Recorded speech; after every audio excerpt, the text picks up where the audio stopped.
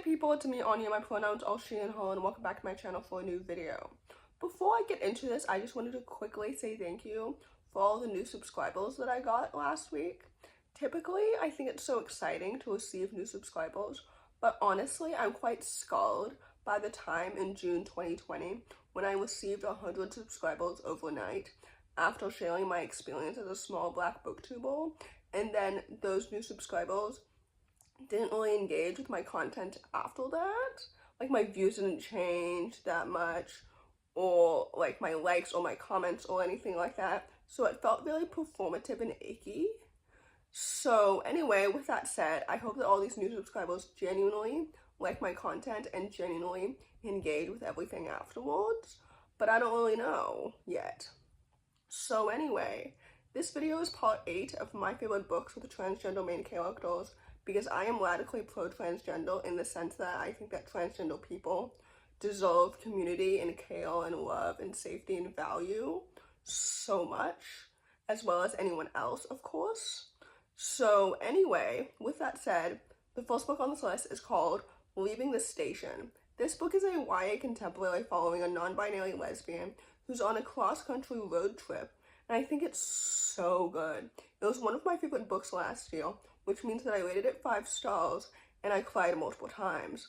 I think this book is so good because I loved the writing and the characters and the queerness and everything, and I also love like an emotional journey as well as like a road trip and the train journey itself and all the other passengers that they met and the romance and everything. Like, I think this book is so good and it's so excellent and it's so underrated. I think that every single element of this book was so well paced and so well developed. So anyway, with that said, I would definitely highly recommend it. The next book on this list is called Wishbone.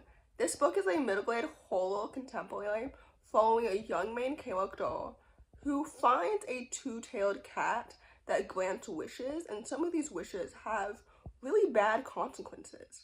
I thought this book was so good and so fantastic. First of all, the transgender representation in Ollie, the main character, was done so well, and I truly felt for everything that was happening to them. I think the queerness in this book was so good and so well done. I loved the romance and the found family and his relationship with his sister and everything. Like, this book is so good and it's so fantastic, and I really enjoyed like the plot and the world building and everything. I don't know why I said earlier that it's a horror contemporary, because most horror books I read are set in modern day anyway. But this book was so good and I really enjoyed it. I think it's one of Justine's best. Like, I've read multiple books by them in the past, and I will always continue to, frankly, unless something happens. Anyway, this book was really good and really awesome, so with that said, I would definitely highly recommend it. The next book on this list is called Devils Like Us.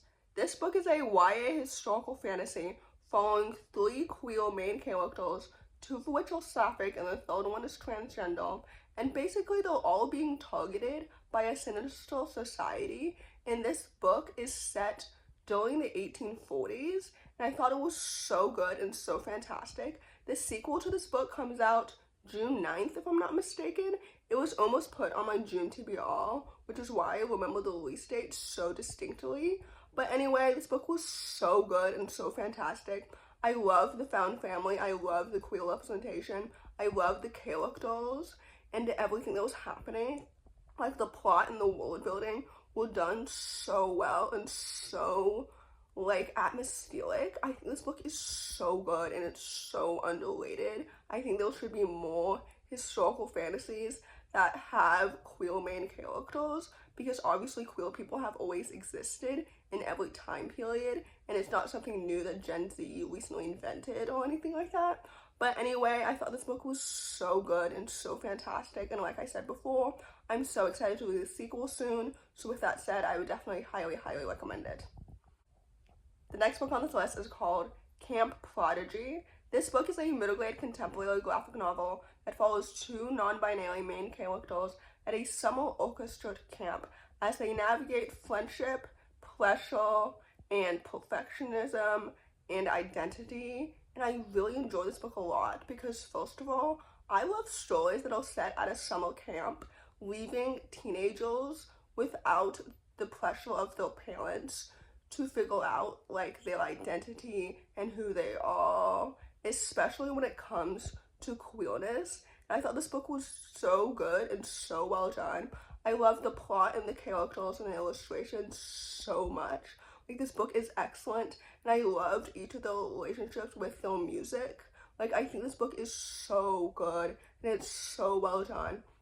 And it's definitely one of my favorite queer graphic novels that I've ever read, which truly says a lot because I've read Heartstopper before. Like, I think this book is so excellent and it's so good, and the art is so vivid and so well done. I just really enjoy this book so much because the characters are brought to life so well as the art and the story and everything. So anyway, with that said, I would definitely highly recommend it. The last book on this list, and definitely not the least, is called The Unpopular Vote. This book is a YA contemporary following a transgender main character at a new school who's running for student body president. And I thought this book was so good and so fantastic. And I apologize in advance if my review is redundant because I know I just talked about this book in my last video. But anyway, this book was so good and so fantastic. First of all, I loved the queer representation so much. The main character identifies as trans masculine as well as pansexual, and I thought that the queer representation was so casual and so well done. And I loved his friend group and the found family and the romance and everything. Like, the plot and the characters were done so well. I also loved like the school politics because his relationship with politics reminds me of how jaded and cynical I am towards politics in the real world, like outside of a high school, if that makes any sense. I don't know. Anyway, this book was so good and so fantastic. I loved every single second of it. And I truly felt for all the characters and everything that was happening to them. And also, I'm so excited for the author's next book, which I think comes out in August of this year, if I'm not mistaken. I don't know. But anyway, this book was really good. And with that said, I would definitely highly recommend it. So in conclusion, happy Pride Month. I hope this video helps diversify your bookshelf. And in conclusion, if you enjoyed this video, please don't hesitate to give it a big thumbs up. Comment down below the caterpillar emoji if you made it all the way to the end of the video. Thanks for watching. Subscribe to my channel if you're new, and I'll see you in my next video. Bye!